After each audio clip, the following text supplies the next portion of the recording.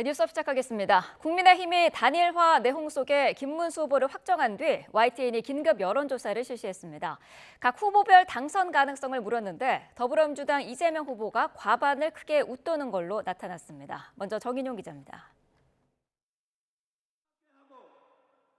YTN은 국민의힘 대선 후보로 김문수 후보가 최종 확정된 뒤 전국 만 18세 이상 남녀 1,003명을 대상으로 여론조사를 실시했습니다. 지지 여부와 무관하게 누가 대선에서 선출될 것 같은지 물었는데 민주당 이재명 후보가 67%, 김문수 후보 22%, 개혁신당 이준석 후보는 1%로 집계됐습니다. 선거 캐스팅 보트인 중도층 응답자들로 한정해 당선 전망을 질문했더니 이재명 후보는 73%로 더 뛰어올랐고 김문수 후보는 15%로 뒤를 이었습니다. 다만 지지정당이 없다고 말한 무당층은 54%가 이재명 후보의 당선 가능성이 높다고 봤고 없거나 모름, 무응답은 33%나 됐습니다. 현재 지지하고 있는 후보를 대선 당일까지 계속 지지할 건지 유권자들의 충성도도 살펴봤습니다. 계속 지지한다는 응답이 10명 중 8명에 달했고 지지 후보를 바꿀 수 있다는 의견은 15%에 그쳤습니다. 다만 무당층은 43%가 지지 후보가 바뀔 수도 있다고 여지를 남겨 계속 지지할 거란 응답보다 높았고 모름 무응답도 23%로 나타났습니다. 정당 지지도는 민주당이 45%, 국민의힘 34%를 기록했고 개혁신당이 5%로 뒤를 이었습니다. 지난주 YTN 여론조사보다 민주당 지지율이 1%포인트 상승했고 국민의힘은 지지율이 유지됐습니다. YTN 정인용입니다. 네, 원내 정당 소속 대선 후보 3명, 이재명, 김문수, 이준석 후보를 상대로도 지지도 조사를 해봤습니다. 양자 대결로도 압축해봤는데요. 그 결과는 김다연 기자가 보도합니다. 이재명, 김문수, 이준석 후보 3명으로 압축해 누구를 뽑을 건지 물어봤습니다. 이재명 46%, 김문수 33%, 이준석 7%가 나왔고 없거나 잘 모르겠다는 응답은 13%였습니다. YTN의 앞선 2차례 조사와 비교하면 다른 두 후보와 달리 김 후보의 지지율이 꾸준히 상승했습니다. 이념별 그 가운데서도 막판 결정권을 쥔 중도 성향 응답자, 이른바 캐스팅 보트로 한정해봤습니다. 이재명 후보 49%, 김문수 후보 24%로 두 후보의 격차가 더 벌어졌습니다. 권역별로 봐도 지지율은 이재명, 김문수, 이준석 후보 순이었는데 보수 강세 지역인 대구, 경북에서만큼은 김문수 후보가 이재명 후보를 14%포인트 앞질렀습니다. 나이별 조사에선 20대와 60대 이상 응답이 눈에 띄었습니다. 이준석 후보가 22%로 20대에서 약진을 보였는데 다만 3명 모두에게 투표하지 않겠다는 응답도 20%로 적지 않았습니다. 60대 이상에선 김문수 후보가 높은 지지율을 보였습니다. 이번엔 김문수, 이준석 후보 간 범보수 단일화를 가정하고 이재명 후보와의 양자 구도로 민심을 들어봤습니다. 김문수 후보를 이재명 후보와 붙여보니 49대 38로 이 후보가 11%포인트 차이로 우위를 점했습니다. 직전 조사보다 김 후보의 지지율은 4%포인트 올랐습니다. 이재명 대 이준석 구도에선 이재명 후보가 지난 조사보다 2%포인트 내려간 48%를 얻었고 이준석 후보는 소폭 올라 25%를 확보했습니다.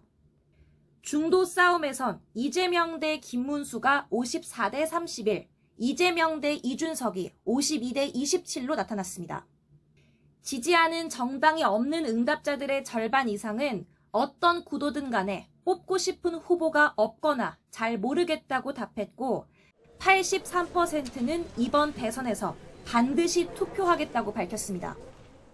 이번 조사는 YTN이 여론조사기관 엠브레인 퍼블릭에 의뢰해 지난 11일부터 이틀 동안 전국 유권자 1,003명을 대상으로 전화 면접 방식으로 진행됐습니다. 표본 오차는 95% 신뢰 수준에 플러스 마이너스 3.1%포인트고 전체 질문지를 포함한 자세한 사항은 중앙선거 여론조사 심의위원회 홈페이지를 참조하면 됩니다. YTN 김다현입니다. 선거운동 시작과 함께 국민의힘 김문수 후보가 계엄에는 죄송하다고 말했지만 윤석열 전 대통령의 출당 문제에는 선을 그었습니다. 그러나 당내에선 탄핵의 강을 넘어야 한다는 목소리가 나오며 혼선이 빚어지는 모양새인데 향후 대선 레이스의 뇌관으로 남았습니다. 강민경 기자입니다. 공식 선거운동 첫날, 계엄으로 고통을 겪는 국민께 죄송하다고 한 김문수 후보. 하지만 계엄 자체가 잘못됐느냐는 질문엔 명확한 답을 내놓지 않았습니다.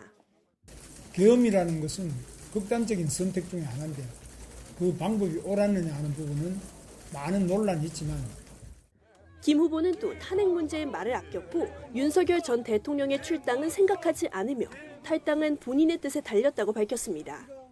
자기가 뽑은 대통령을 탈당시키는 방식 이런 것을 가지고 책임이 면책될 수도 없고 윤 전 대통령을 옹호하던 과거의 모습과는 일면 달라졌지만 그렇다고 손을 완전히 놓지는 못했다는 분석입니다. 애매한 거리두기란 지적인데 강성 지지층과 중도층 사이에서 고심하고 있다는 방증이란 해석도 나옵니다. 오히려 혼란에 자초한다는 비판도 나오는데 실제 부산 선대위 출범식 현장에서 윤 전 대통령 출당 문제를 둘러싼 공개 설전이 벌어지기도 했습니다. 저는 이날에 진정성을 얻기 위해서는 비상계엄을 한 윤석열 전 대통령을 지금 당장 출당 전역시키는 것이 답이었습니다. 당 지도부와 김문수 후보 간의 메시지 혼선도 감지됩니다. 당장 김 후보가 발탁한 90년대생 비상대책위원장 김용태 의원 역시 출당 가능성을 열어두며 김 후보와는 다른 목소리를 냈습니다. 대통령께서는 본인 재판에 집중하실 수 있도록 해야 된다고 생각합니다. 그리고 저희 당은 미래로 나아가야 된다고 생각하고요.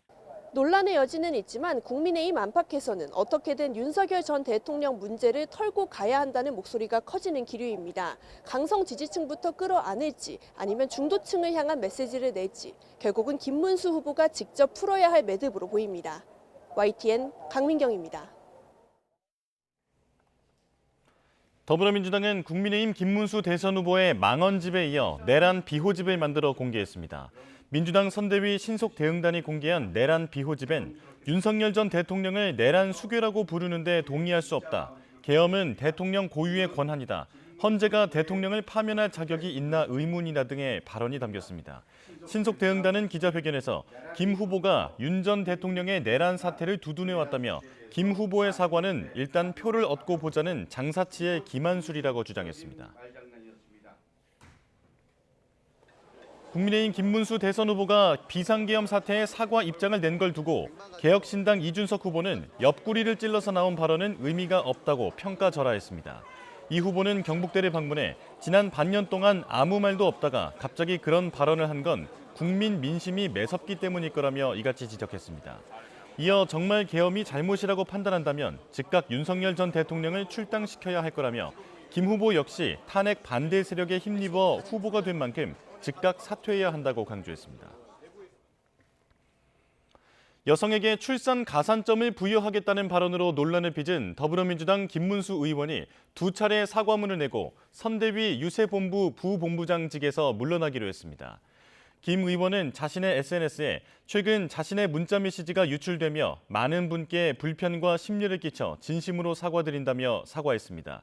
이어 또다시 사과문을 올려 자신은 남성이 혜택 본다면 여성도 혜택 봐야 한다는 식으로 정책을 고민했고 이는 자녀를 갖지 못하는 여성 등의 역차별이 될 수 있어 큰 오류이자 잘못이었다고 덧붙였습니다. 앞서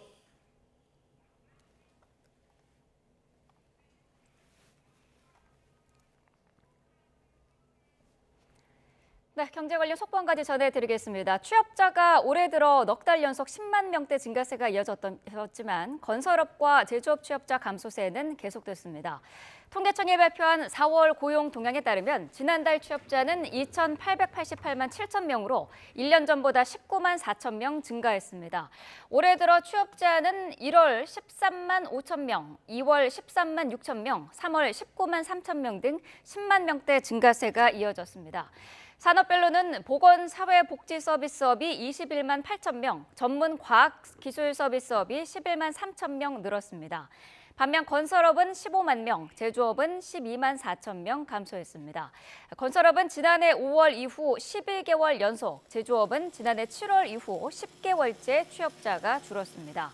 제조업의 취업자는 지난 2019년 2월 15만 1,000명 감소 이후에 6년 2개월 만에 가장 큰 폭으로 줄었습니다. 네, 정치권 상황 자세히 짚어보겠습니다. 최창렬 용인대 특임교수, 이종근 시사평론가와 함께하겠습니다. 어서 오십시오. 안녕하세요. 네. 자, 먼저 YTN에서 조사한 여론조사 결과 함께 살펴보도록 하겠습니다. 화면으로 보시죠. 자, 국민의힘 후보가 최종 확정된 이후에 실시한 여론조사인데요. 차기 대선에서 당선 가능성을 물어봤더니 이재명 67, 김문수 22, 이준석 후보 1%로 나타났습니다.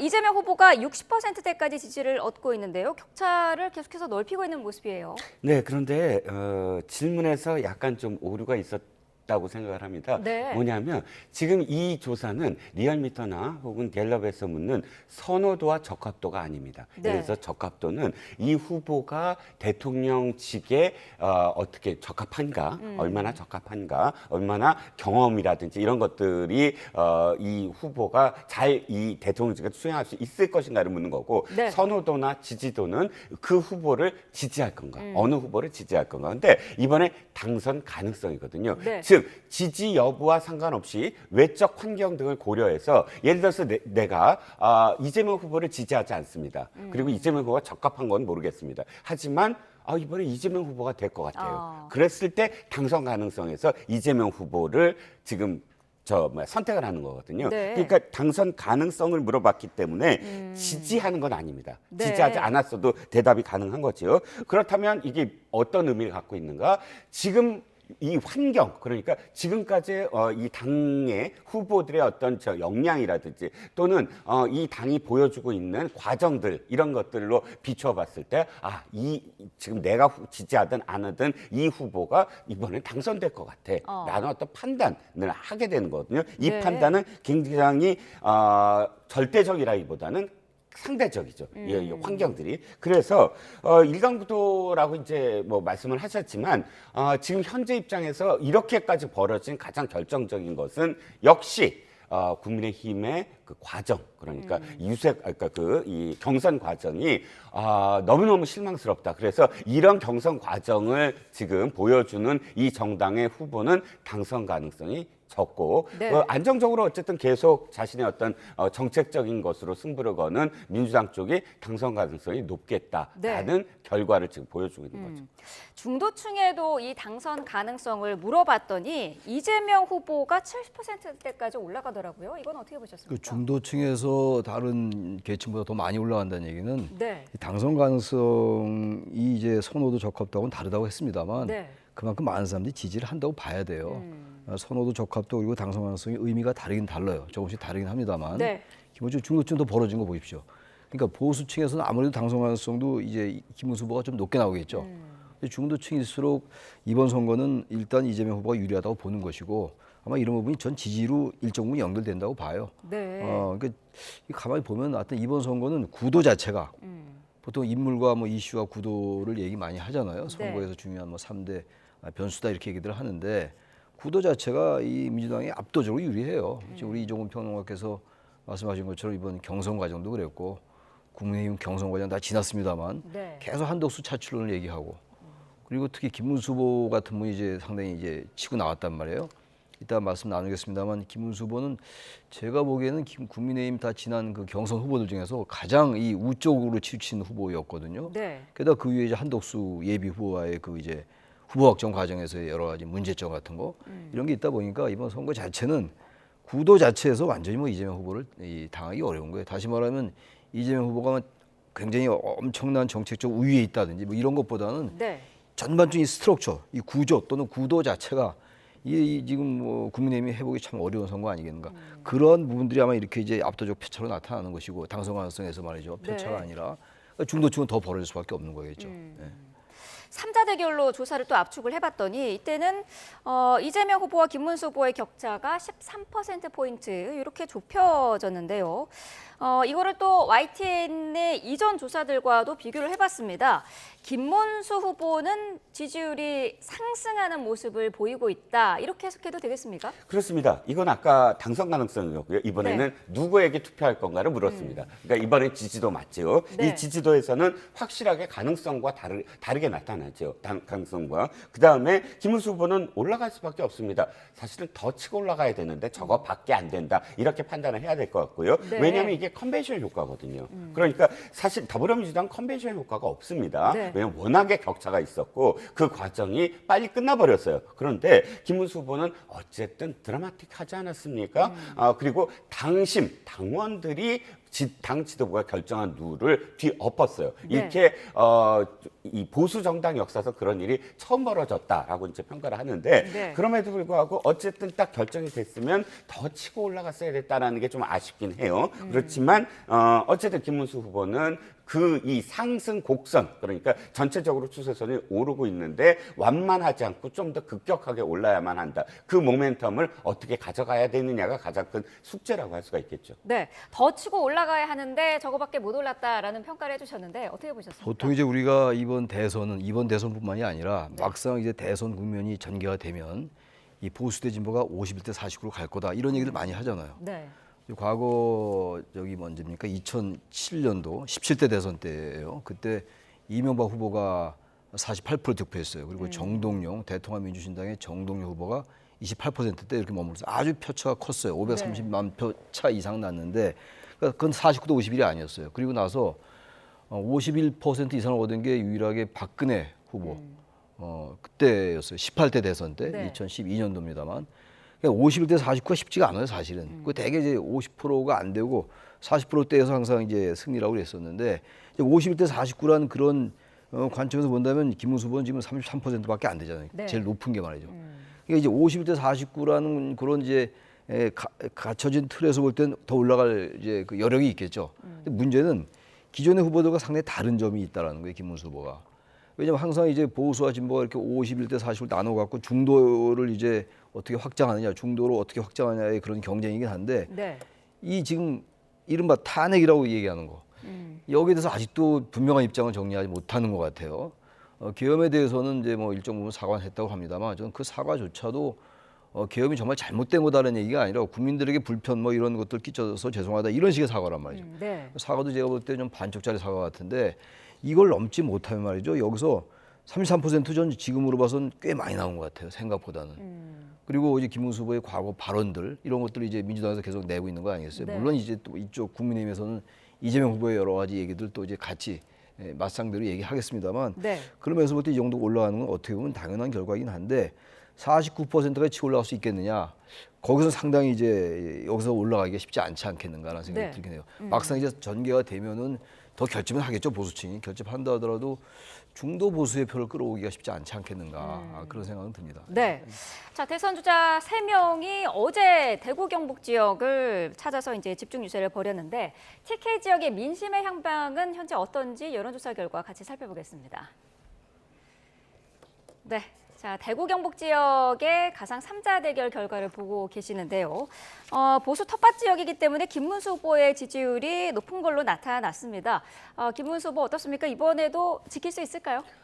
그러게요. 사실 진보 정당에서 그러니까 민주당을 진보 정당이라고 일단 뭐 규정 짓는다면 32%면 상당히 지금 선전하고 있는 겁니다. 네. 재미있는 건 이 세 후보 그러니까 왜 상위에 있는 이 세 네. 후보가 모두 다 대구 경북이 적자다라고 지금 주장하는 유례없는 상황입니다. 김문수 네. 후보가 영현군 그다음에 이재명 후보가 안동 그다음에 이준석 후보가 본인은 서울에서 태어났지만 선친이 칠곡 출신이거든요. 있거든요. 네. 그래서 세 후보가 모두 다 대구 경북의 어떤 연을 지금 강조하고 있는데 문제는 이 세 후보 모두 대구 경북에서 정치적 어떤 시작을 하지 않았다. 정치적인 어떤 모든 자산이 대구 경북과는 좀 거리가 멀기 때문에 도리어 더 치열하게 내가 더 적자다라고 지금 서로 내세우는 어떤 상황이고 네. 그리고 또 한 가지는 뭐냐면 이 대구 경북 쪽 그 TK 쪽에서 봤을 때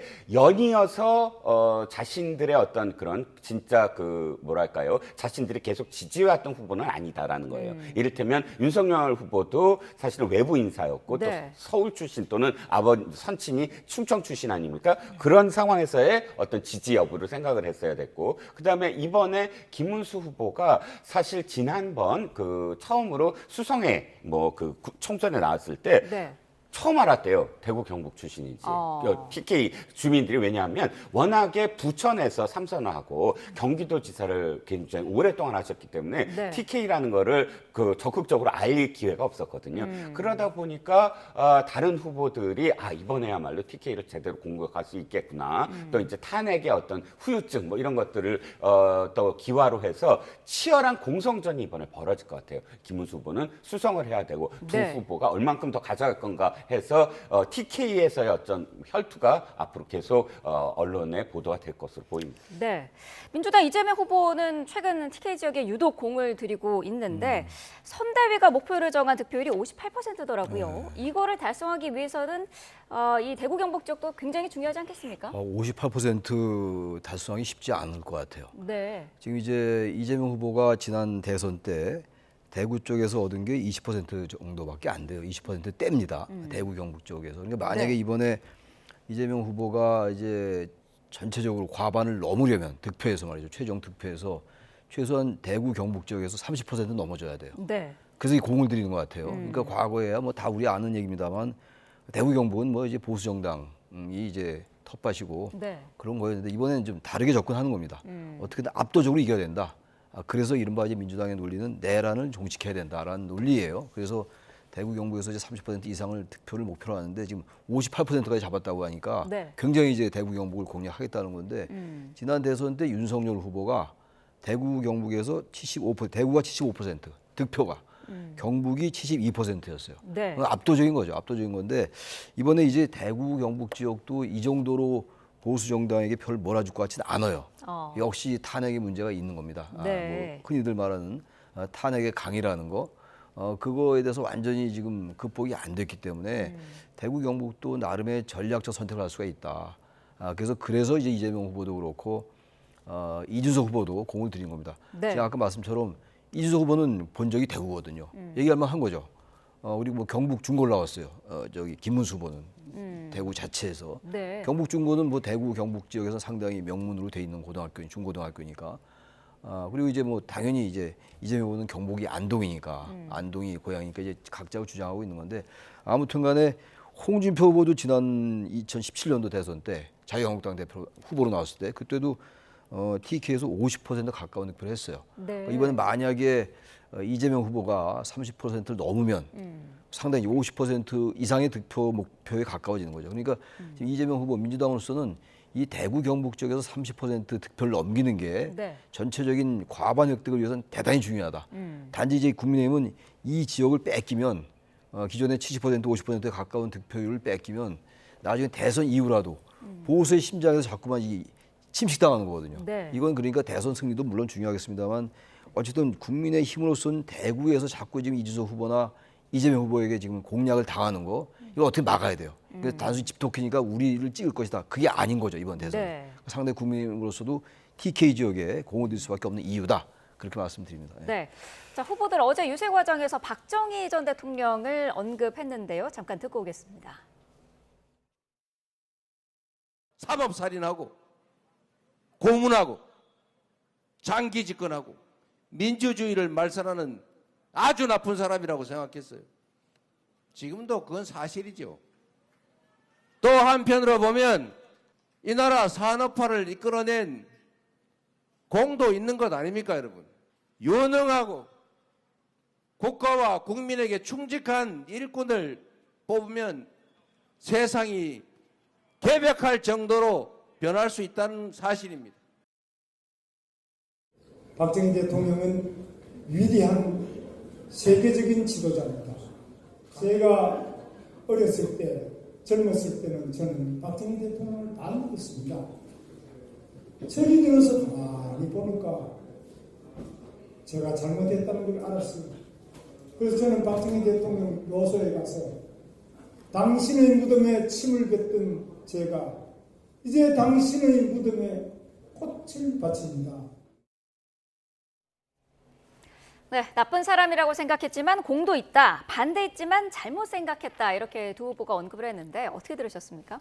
이재명 후보가 2022년에도 박정희 전 대통령에 대해서 평가를 했어요. 그러면 이번에 뭐 평가한 것이 뭐 처음은 아니잖아요. 네. 그럼 좀 아쉬운 부분은 뭐냐면 조금 더 뭐 예를 들어서 산업화다 그러면 산업화에 대한 좀 더 구체적인 어떤 공을 평가해 줬으면 어땠을까? 왜냐하면 지난번에 이미 상당히 산업화에 대한 얘기를 어떻게 이끌어냈냐 하면 네. 2022년도에 에너지 고속도로라는 이야기를 하면서 박정희 대통령이 경부고속도로를 깐 것에 비유하고 그걸 네. 승계하면서 자기가 에너지 고속도로를 펼치겠다라고 약속을 했거든요. 그런 논법에서 이번에 좀 더 후퇴한 것 같아요. 왜냐하면 거기서 어쨌든 경부고속도로와 에너지 고속도로라는 상징화된 승계하는 그런 의미, 산업화도 내가 한 축을 갖고 오겠다라는 의미로 해석을 했는데 이번에 화법은 아주 나쁜 사람이 먼저 들어갔어요.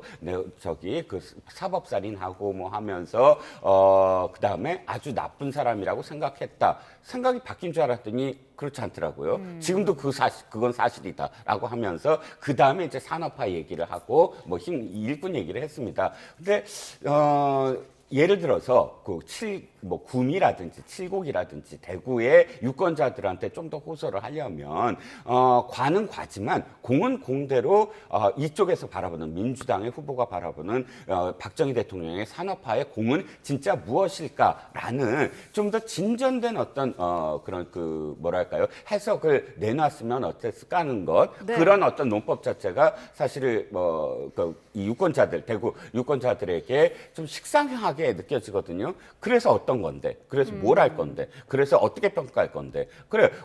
공도 있고 과도 있고 산업화도 있고 민주화도 있는데 그래서 박정희 대통령을 어떻게 평가하는 건데 예를 들자면 이재명 후보에게 계속 따라붙는 건 지난번에 박근혜 전 대통령을 존경한다고 해놓고 그다음에 존경한다고 했더니 진짜 존경하는 줄 안다라는 이 바꿈이 있었어요. 네. 그게 사실 꼬리표처럼 붙고 있는데 지금은 좀 진정성 있게 유권자들에 좀 더 다가가는 그런 모습이 필요할 것 같아서 네. 제가 약간의 아쉬움을 이야기한 겁니다. 네, 자 TK 얘기를 해서 이 부분 잠깐 여쭤보면은 홍준표 전 대구시장, 홍준표 지지 모임이 이재명 후보를 지지하는 그런 일이 어제 있었고요. 저 이재명 후보도 계속해서 러브콜을 보내고 있는데 국민의힘의 안철수 의원이 흔들리지 말라 이렇게 또 언급을 했더라고요. 지금 어쨌든 미국에 가 있습니다만은 이번 대선과 관련해서 홍준표 의원이 어떤 움직임이 있을까요? 또 홍준표 전 대표가 이재명 후보 지지를 선언할 것 같지는 않아요. 제가 볼 때. 근데 이제 홍준표 전 대표를 지지했던 이제 유권자 그 모임이 있잖아요. 홍사무도 있고. 근데 그분들이 이제 이재명 후보를 지지한다라는 건데 아마 이제 대선 경선에서 탈락하고 그런 것들에 대한 상당한 그 어떤 박탈감 같은 거 네. 그런 것들이 좀 있겠죠. 홍준표 후보를 지지했던 유권자들 그런 분들로서 그래서 아마 이재명 후보를 지지하는 것 같은데. 그래서 지금 이재명 후보가 워낙 이제 중도 보수 얘기를 많이 하고 있고 과거 민주당 계열의 후보 어떤 후보보다도 지금 이쪽 이 통합, 그 중도로의 확장, 중도 보수 그리고 중도 보수 인사들도 많이 이제 영입하고 있고 말이죠. 네. 그런 부분들이 좀 이제 영향을 끼치는 것 같아요.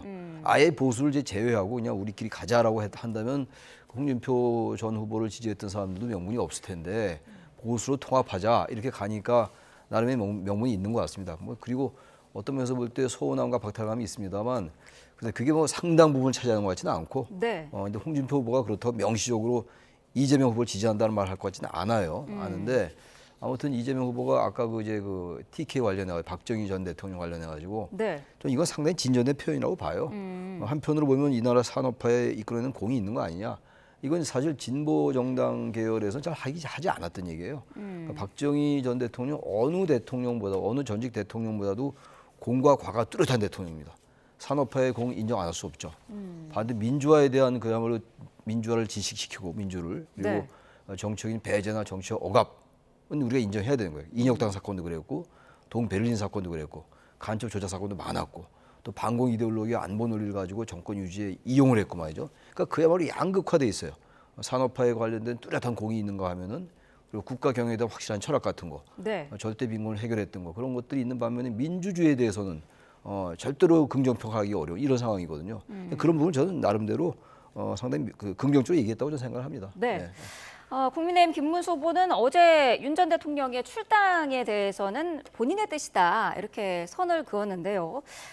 김용태 비대위원장 내정자와는 생각이 조금 차이가 좀 있는 것 같기도 한데 어떻게 결론이 날까요? 저는 김문수 후보와 그다음에 김용태 비대위원장은 어느 정도는 역할 분담을 하는 것 같아요. 왜냐하면 김문수 후보가 한꺼번에 이런 그런 그 제안들이나 혹은 정책적인 어떤 부분들을 바꿔나갈 수는 없어요. 네. 김문수 후보는 이 당에 자신의 세력이 없어요. 김문수 후보는 국민의힘에서 탈당한 지 꽤 오래됐거든요. 그리고 지난번 수성을 아까 말씀드린 수성을에서 떨어지고 난 다음에 서울시장 후보까지는 됐습니다만 그 이후에 탈당을 해서 자유통일당도 만들고 그런 과정 속에서 상당히 이제 국민의힘에서는 좀 멀어졌던 상황이었다가 지금 그 윤석열 전 대통령이 노사정의 위원장과 그다음에 노동부 장관으로 복귀를 시키면서부터 다시 이제 전면에 부각되고 이번에 입당을 했습니다. 그러다 보니까 일단 친윤에 의해서 한번 위기 상황을 맞았는데 네. 그렇다면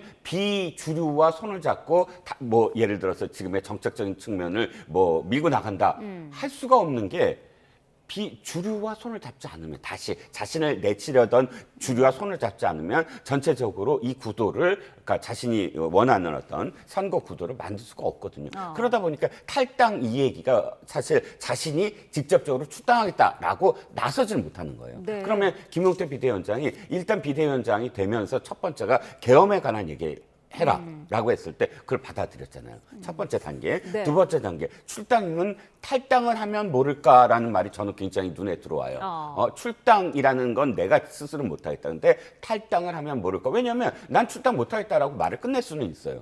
그렇잖아요. 네. 근데 탈당을 하면 모를까라는 여지처럼 느껴지거든요. 저는 국민의힘의 이번 27일, 20여일도 안 남았지만 거의. 근데 한 번의 어떤 모멘텀이 윤 대통령이 탈당이 되지 않을까. 왜냐하면 비대위원장이 지금 계속 그것과 관련해서 얘기를 하고 있어요. 첫 번째 계엄 얘기가 받아들여졌다면 지금 비대위원장과 후보 간에 어느 정도는 지금 합을 맞추고 이 흐름을 가져가는 게 아닌가. 그래서 남은 어떤 모멘텀이 윤 대통령의 탈당이 되지 않을까라는 조심스럽게 예상을 합니다.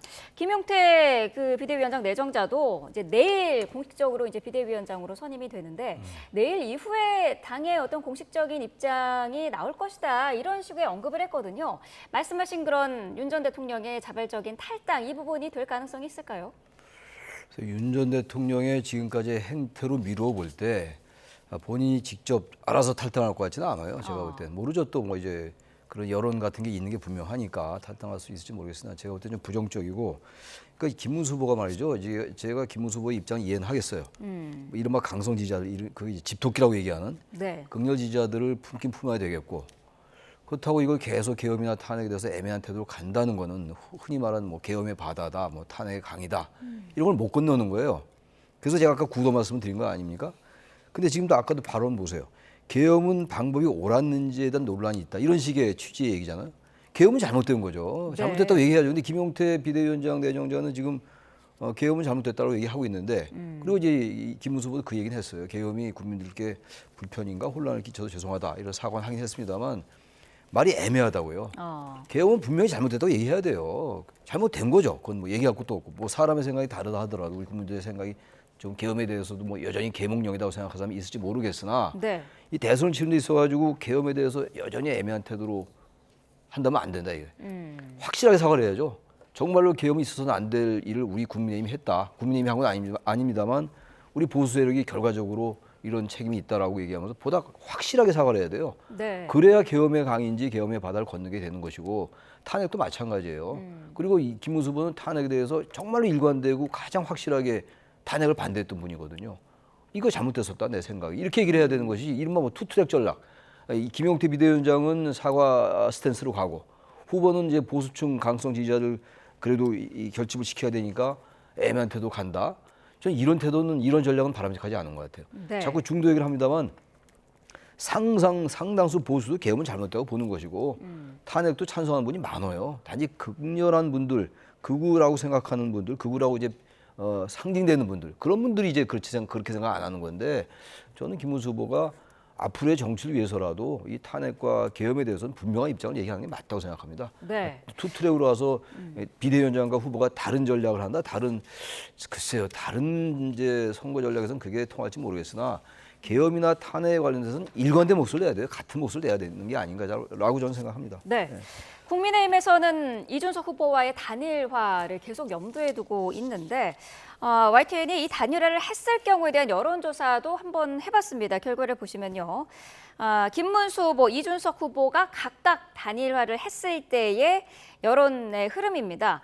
결과를 봤을 때 큰 폭의 이 두 후보에 대한 지지율 상승은 없어 보이거든요. 그렇죠. 단일화를 했을 때 예를 들어서 선두에 있는 후보를 제치거나 혹은 오차 범위 내에서 근접하면 단일화의 조건이 첫 번째가 성립이 됩니다. 네. 그런데 합쳐도 상당히 어떤 그런 이 거리가 근접하지 못할 때는 사실 단일화의 효과가 없으므로 서로 간에 어떤 이득이 없어요. 그렇기 네. 때문에 쉽지 않은 상황이고 지금 이준석 후보 입장에서는 견줄 거예요. 내가 단일화해서 얻는 이익과 그다음에 단일화하지 않고 완주해서 얻는 이익의 어떤 차이가 어떨까? 그러면 제가 보기에 40세의 지금 그 후보 아닙니까?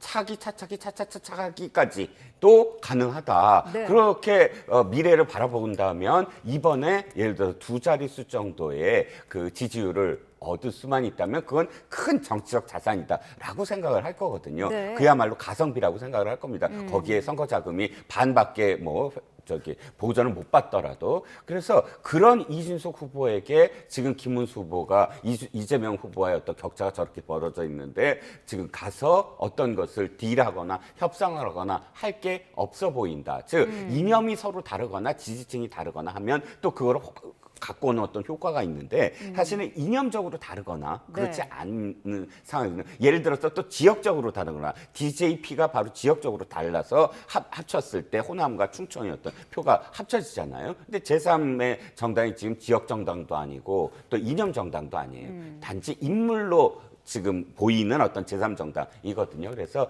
인물로 보이는 제3정당, 예를 들어서 이인재 정당, 이인재 옛날 그 의원이 만든 정당, 이런 정당과 단일화가 쉽지 않아요. 또 효과가 잘 나타나지 않기 때문에. 네, 실제로 이준석 후보 입장에서는 미래를 바라볼 만한 게 20대 연령층에서 상대적으로 지지율이 높게 나오더라고요. 네. 지금 뭐 대구 경북 지역에서도 대학생들 위주로 좀 그 후보 유세를 하고 있지 않습니까? 이준석 후보는 뭐 보수 성향의 후보 맞죠. 네. 근데 대단히 개혁적인 사람이에요. 그러니까 보수인데 그냥 보수가 아니라 개혁 보수다라는 이제 수식어가 붙지 않습니까? 이거는 이준석 후보에겐 커다란 자산이에요. 네. 그러니까 보수나 진보나 중도층에 있는 중도 유권자들이 지지할 수 있는 본인이 그런 그릇을 가지고 있는 거예요, 일단. 그러니까 대단히 아주 촉망되는 후보인데 나이가 일단 젊으니까. 지금 아까 우리 이종훈 평론가께서 차차차차기라고 그랬는데 차차차기에도 임기가 5년 개헌이 안 된다 하더라도 20년이에요. 그럼 60대까지 할 수 있는 거거든요. 지금 후보들이 네. 나이가 70이 넘고 그랬잖아요. 그러면서 근데 무궁무진하죠. 그때 뭐 차차차차까지 나올지 모르겠습니다만 그만큼 유망하다는 얘기예요. 유망하기 때문에 자신의 정치적 장래를 보겠죠. 이번에 김문수 후보가 만약에 말이죠. 선거 중반 이후에 아까 제가 말씀드린 계엄과 탄핵에 대해서 그야말로 전향적인 태도를 보이고 네. 윤석열 전 대통령에 대해서 만약에 윤 전 대통령이 탈당 안 하면 탈당하고 요구하고 과거에 요구 많이 했어요. 이회창 총재 같은 경우도 김영삼 대통령이 탈당해라 요구하는 거예요. 네. 그리고 나도 탈당하고 그랬었는데 그렇게 한다면 제가 볼 때 이준석 후보가 그리고 지지율이 좀 올라가면 상승하면 그런 효과가 나타나서 탈당이나 계엄에 대해서 전향적인 태도 보이고 나서 이제 이 김문수 후보의 지지율이 올라가면 네. 단일화 생각을 좀 할 수도 있겠죠. 전 전혀 배제하지 않는데 그런 게 보이지 않는다면 이준석 후보로서는 단일화할 이유가 없죠. 단일화해서 이길 수 있다고 하면 어떻게 단일화 해보겠는데 그렇지도 않고 그냥 지지층도 좀 겹친 부분이 있고 네. 개혁적인 자기 이미지가 있는데 김문수 후보는 어쨌든 개혁적 이미지는 별로 안 갖고 있어요. 사실 상당히 그 우적인 가장 저는 지난번에 출마했던 경선 후보들 중에서 국민의힘 가장 오른쪽에 계신 분이라고 생각하는데 네. 이준석 후보가 중도 좌우를 그래도 망라하고 그쪽에서 뭔가 자신의 정치적인 토양을 갖고 나오고자 하는 후보라면 글쎄요. 그렇게 지지율이 받쳐주지 않으면 김문수 후보의 지지율이 본인도 마찬가지고 저 같으면 단일화 안 할 것 같아요. 네. 여러 가지 변수가 있겠죠. 일단 국민의힘이 어떻게 하냐에 따라서 단일화가 결정될 것이다. 그래서 상수는 변수는 그러니까 독립 변수는 국민의힘이다. 네. 라고 생각합니다. 네. 자, YTN 여론조사 결과와 함께 후보들의 움직임 분석해봤습니다. 최창렬 용인대 특임교수, 이종훈 시사평론가와 함께했습니다. 고맙습니다. 네, 고맙습니다. 예.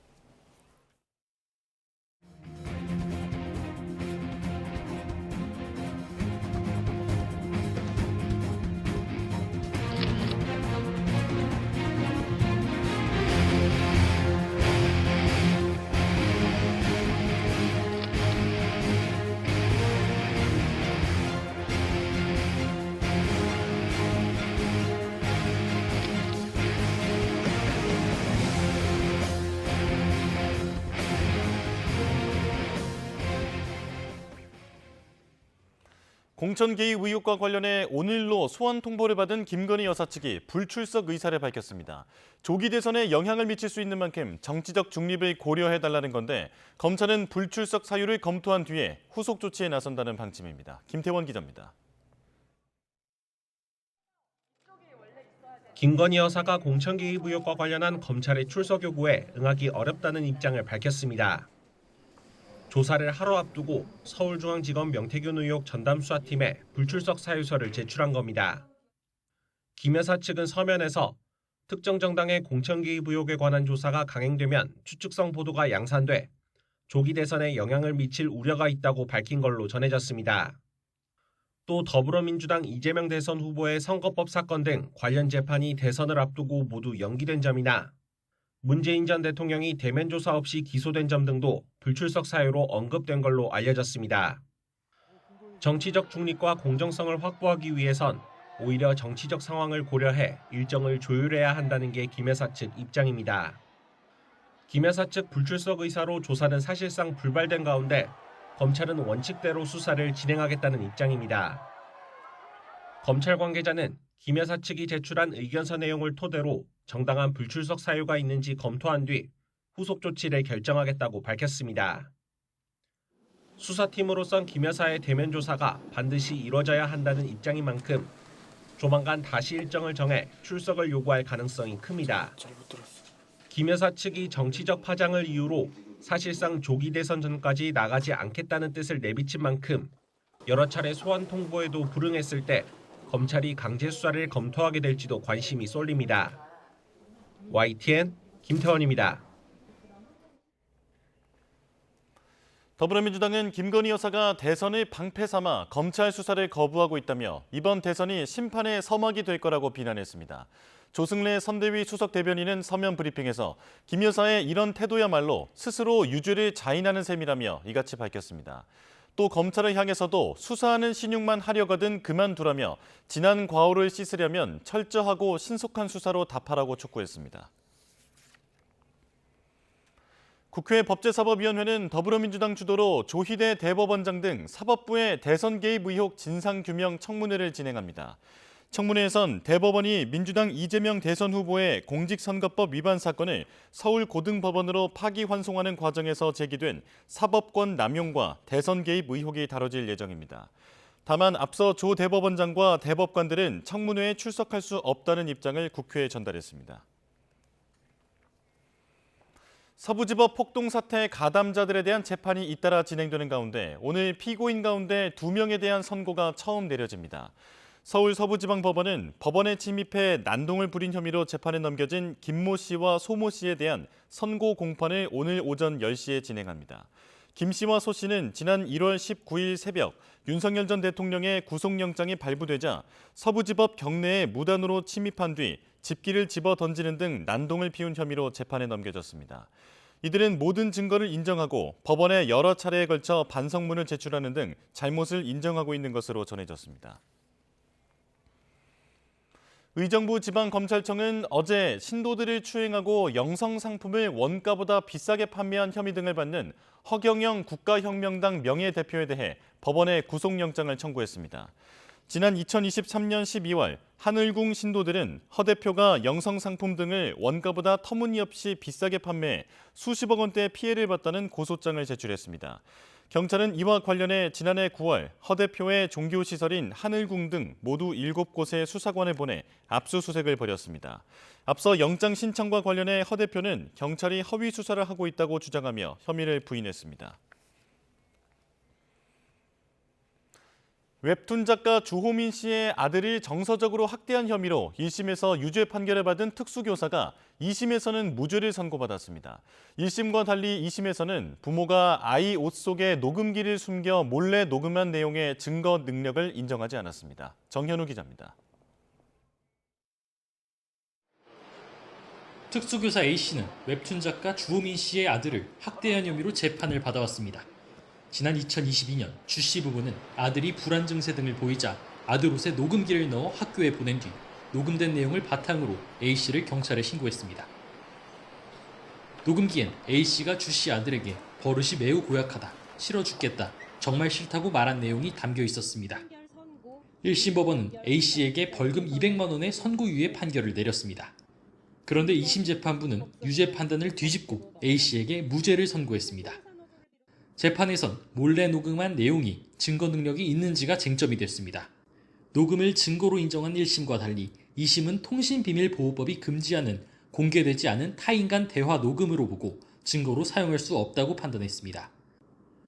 또 1심은 녹음을 학대 의혹을 확인하기 위한 장애아동을 둔 부모의 정당한 행동이라고 봤지만 2심은 위법성을 면제할 만한 정당한 행위가 아니라고 봤습니다. 특수교사 A씨는 변호인을 통해 자신을 지지해준 교사 등에게 감사하다는 입장을 냈습니다. 2심에서 1심에서 판단한 그 법 논리가 잘못된다는 점을 지적하면 후에 이렇게 무죄를 선고한 거에 대해서 대단히 환영합니다. 반면 주 씨는 장애 아동의 피해 입증이 어렵다는 것을 느끼게 한 판결이라고 말했습니다. 굉장히 속상하지만 일단은 법원의 판단을 존중합니다. 장애아가 자신이 피해를 당했을 때 그것을 증명하는 방법이 정말 어렵다는 것을 A씨에게 징역 10개월에 취업 제한 3년을 구형했던 검찰은 대법원 상고 여부를 검토하고 있습니다. 대법원은 지난해 초등학생 자녀 가방에 넣은 녹음기에 담긴 폭언을 근거로 부모가 교사를 아동학대 혐의로 신고한 사건에서 해당 녹음을 증거로 인정하지 않았습니다. 다만 이번 사건에선 1심과 2심의 판단이 달랐던 만큼 대법원이 어떤 판단을 내릴지 관심이 쏠리고 있습니다. YTN 정현우입니다. 네, 어제 저녁 제주도 남쪽 바다 한가운데서 어선이 침수돼 선장과 선원들 모두 8명이 구조됐습니다. 화학물질 공장과 상가 건물에서 화재도 잇따랐는데요. 사건 사고 홍민기 기자가 보도합니다. 어제 오후 6시쯤 제주 서귀포시 남서쪽 560여 킬로미터 해상에서 29톤급 어선 어진호가 침수되고 있다는 신고가 해경에 접수됐습니다. 해경은 경비함정과 항공기를 급파하고 사고 해역 인근에 있는 중국 당국과 주변 선박에도 구조 협조를 요청했습니다. 이어 2시간쯤 뒤 배에 타고 있던 한국인 선장 등 8명이 중국 해경선 2척에 무사히 구조됐습니다. 우리 해경은 선장과 선원들을 인계받고 이들을 상대로 정확한 사고 경위를 조사할 방침입니다. 어제 저녁 8시 20분쯤 대전 서구 만년교 인근 도로에서 경차 한 대와 SUV 차량 2대가 잇따라 부딪혀 운전자 등 모두 4명이 다쳤습니다. 경찰은 신호를 위반해 좌회전하던 경차가 마주오던 다른 차량을 들이받은 걸로 보고 있습니다. 어제 저녁 9시 20분쯤엔 충남 철안시 동남구의 한 화학물질 제조 공장에서 불이 났습니다. 이 불로 공장 관계자 4명이 대피했고 다친 사람은 없었습니다. 소방당국은 한때 담당 소방서 인력 전체가 출동하는 대응 1단계를 발령하고 40여 분 만에 불을 완전히 껐습니다. 비슷한 시각 울산 삼산동 상가 2층 노래방에서도 불이 나 50여 분 만에 꺼졌습니다. 이 불로 노래방 위층에 있던 주민 3명이 연기를 마시거나 어지러움을 호소해 병원에서 치료를 받았습니다. YTN 홍민기입니다. 170여 명이 대피했던 경기도 이천 물류창고 화재 현장에서 밤샘 진화 작업이 이어졌습니다. 소방당국은 어제 오후 4시쯤 큰 불길을 잡은 뒤 밤새 잔불을 끄는 데 주력했습니다. 소방 관계자는 물류창고 내부에 타기 쉬운 물건들이 많고 중장비를 동원해 무너진 잔해를 치워야 하는 상황이라고 설명했습니다. 소방과 경찰 등 관계당국은 불을 완전히 끄는 대로 화재 원인을 파악하기 위한 감식 일정 조율에 나설 방침입니다. 어제 오후 5시 반쯤 전북 완주군 익산 장수고속도로 익산 방향 완주노들목 인근을 달리던 17톤짜리 화물차에서 소주 15,000병이 도로 위로 또 쏟아졌습니다. 이 사고로 다친 사람은 없었지만 중장비를 동원해 깨진 병을 치우면서 1시간 정도 도로가 통제됐습니다. 경찰은 50대 화물차 운전자가 소주병 상자를 차량에 제대로 고정했는지 등을 조사하고 있습니다. 오늘 대체로 맑은 날씨 속에 전국 대부분 지역에서 낮 기온이 25도를 웃돌 것으로 보입니다. 기상청은 한반도 남동쪽에 자리한 고기압 영향으로 따뜻한 남풍 계열의 바람이 불고 낮에는 햇볕이 더해져 오늘도 기온이 평년보다 높을 걸로 내다봤습니다. 한낮에 서울은 26도, 대구 27도, 강릉과 대전 28도까지 오르며 덥겠지만 여전히 15도 안팎의 큰 일교차에는 주의가 필요합니다. 코로나 시기 저금리 기조 속에 빠르게 늘었던 가계부채, 몸집이 급격히 불어난 건 영혼까지 끌어모아 집을 사는 사람들이 많았기 때문인데요. 그런데 최근 이 영끌족이 벼랑 끝에 몰렸다는 신호가 속속 감지되고 있습니다. 우선 주택담보대출의 원리금을 갚지 못하는 경우가 속출하고 있는데요. 2월 말 기준으로 서울 지역 주담대 연체율은 0.35%로 2019년 관련 통계 집계 이후 최고치를 기록했고 전국 수준도 4년 전보다 2배 이상 급등한 것으로 나타났습니다. 당시 저리로 받은 고정형 대출 금리가 최근에 다시 산정되면서 이자 부담이 대폭 커진 것도 한몫한 것으로 보입니다.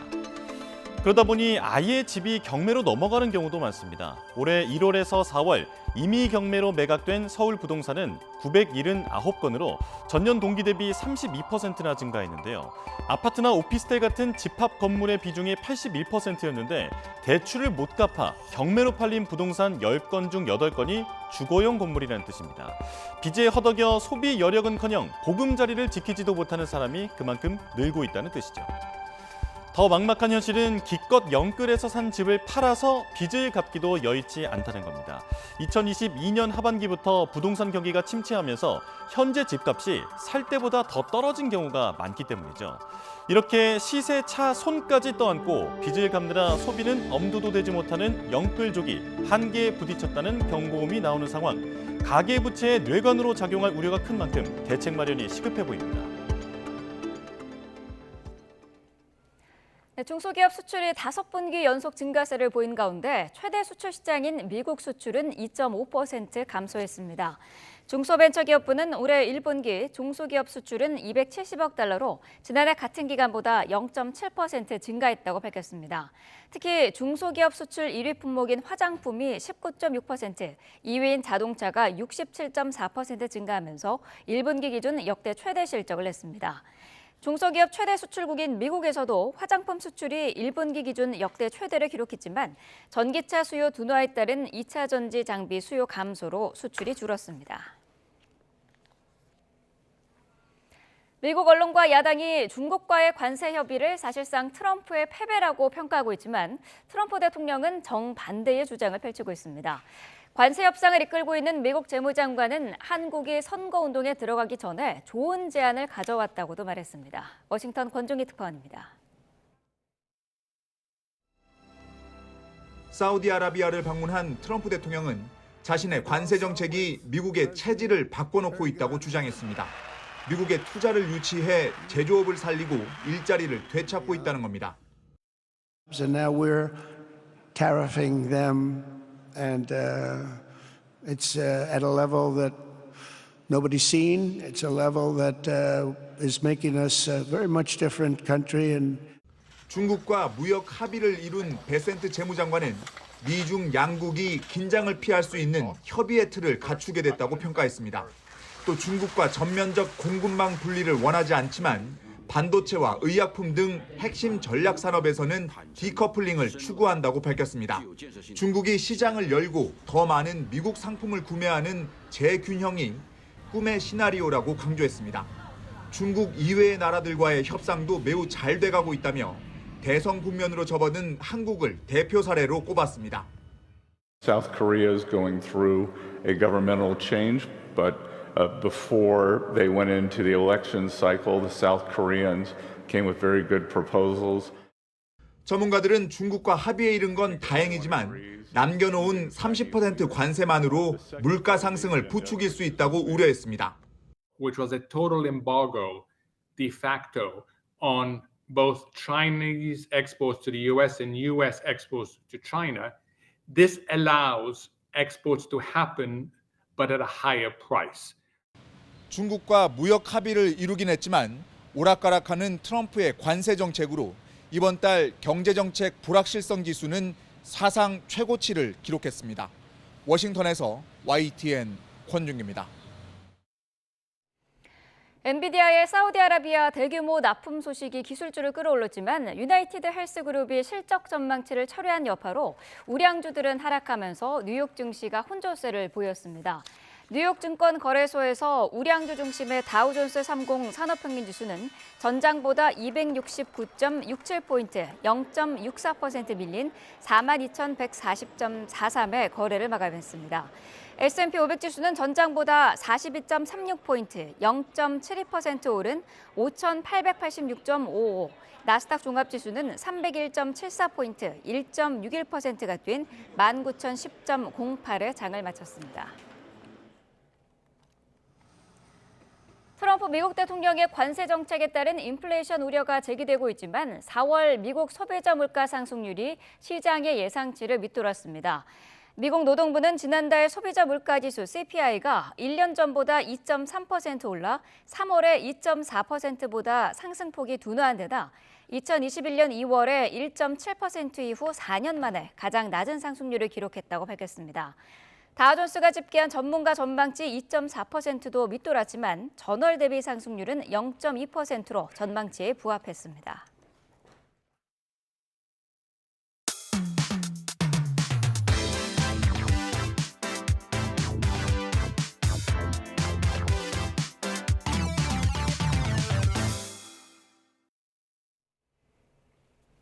대선 공식 선거운동 사흘째인 오늘 더불어민주당 이재명, 국민의힘 김문수, 개혁신당 이준석 등 3당 후보들 모두 부산 경남 지역을 찾았습니다. 어제도 세 후보는 동시에 대구 경북을 방문했는데 선거 초반 영남 지역을 돌며 보수 표심 잡기에 공을 들이는 모습입니다. 국회 취재기자 연결합니다. 윤흥성 기자. 네, 국회입니다. 네, 먼저 민주당 이재명 후보가 부산을 찾는다고요? 네, 이재명 후보는 어제 보수의 심장으로 불리는 대구를 비롯해 울산과 경북, 구미, 포항까지 전통적 보수 강세 지역인 TK를 순회한 데 이어 오늘은 PK 중심인 부산을 찾습니다. 이 후보는 부산 유엔기념공원 참배를 시작으로 이틀 연속 민주당 험지인 영남 공략에 나섭니다.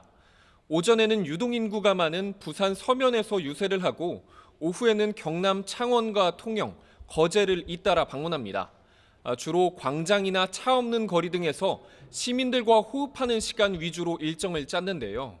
최대한 많은 시민과 직접 소통하며 자신에 대한 반감을 낮추고 TK와 PK 지역에서 지난 대선보다 높은 지지율을 확보해 통합 행보에 힘쓰겠다는 의도로 풀이됩니다. 이런 가운데 오늘 오전 국회 법사위에선 민주당 주도로 조희대 대법원장 등 사법부 대선 개입 의혹 청문회를 진행합니다. 대법관 전원이 불참 의사를 전달했지만 이른바 조희대 특검법을 상정하는 등 사법부 압박을 이어가는데 지지층 결속 의도도 엿보입니다. 네, 국민의힘 김문수 후보는 어디에서 일정을 시작합니까? 네, 김문수 후보는 어제 대구에서 일정을 시작해 울산을 거쳐 부산까지 TK와 PK를 아우르는 광폭 행보를 이어갔는데요. 오늘도 진주와 사천, 창원 등 경남 지역에서 지지층 결속 다지기에 나섭니다. 먼저 오늘 아침 진주 중앙시장을 찾아 상인들과 시민들을 만났습니다.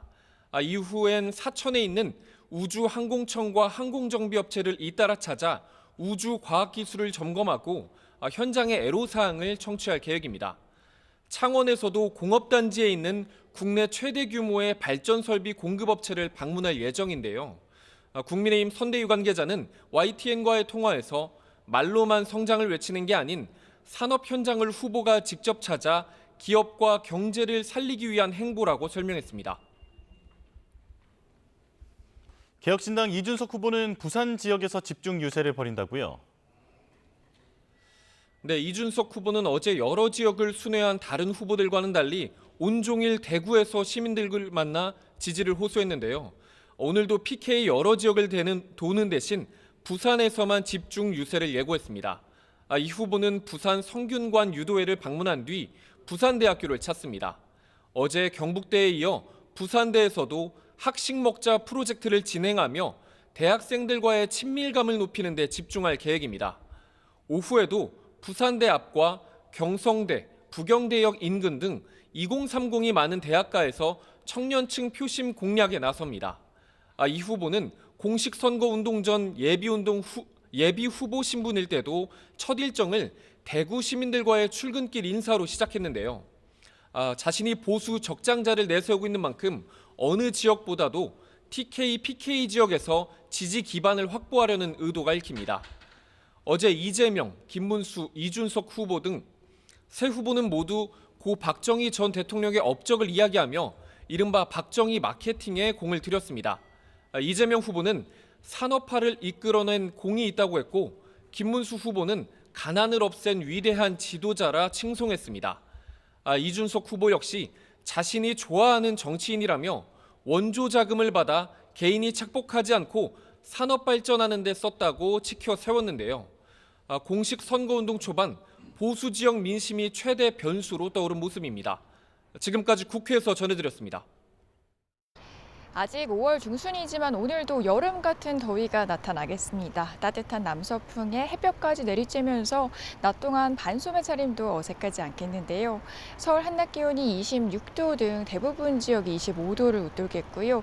특히 이 따뜻한 남서풍이 태백산맥을 넘어서 더 고온 건조해지면서 동해안 지역은 어제에 이어서 30도 안팎까지 기온이 오르겠습니다.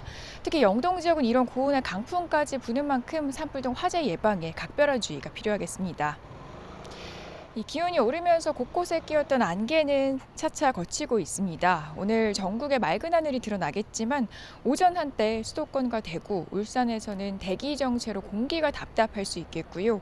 이 중부 서해안과 영동에는 초속 15m 이상의 강한 바람이 이어지겠습니다. 앞으로 쨍쨍한 봄볕이 강해지면서 어제와 비슷한 여름 날씨가 나타나겠습니다. 서울 낮 기온이 26도, 강릉은 28도, 광주와 대구 27도 예상되고요. 이 강한 햇볕에 야외 활동하신다면 자외선과 오존에도 주의가 필요합니다. 오늘 전국적으로 자외선 지수는 매우 높음, 오존 농도는 나쁨 수준까지 짙어지겠습니다. 이 스승의 날인 내일은 새벽부터 전국에 비가 내리면서 여름 더위가 반짝 주춤하겠습니다. 다만 내리는 양은 5에서 20mm로 많지 않겠고요. 산발적으로 이어지다가 오후면 대부분 잦아들겠습니다. 이 낮 동안은 여름 더위가 이어지겠지만 해가 지면 기온이 큰 폭으로 떨어지겠고요. 또 내일은 낮에도 비가 내리면서 기온이 예년 수준을 밑돌겠습니다. 갑작스러운 기온 변화에 건강 잃지 않도록 체온 조절 잘해주셔야겠습니다. 지금까지 서울 상암동에서 YTN 고은재입니다. 뉴스업 수요일 순서 마칩니다. 내일 다시 뵙겠습니다. 고맙습니다.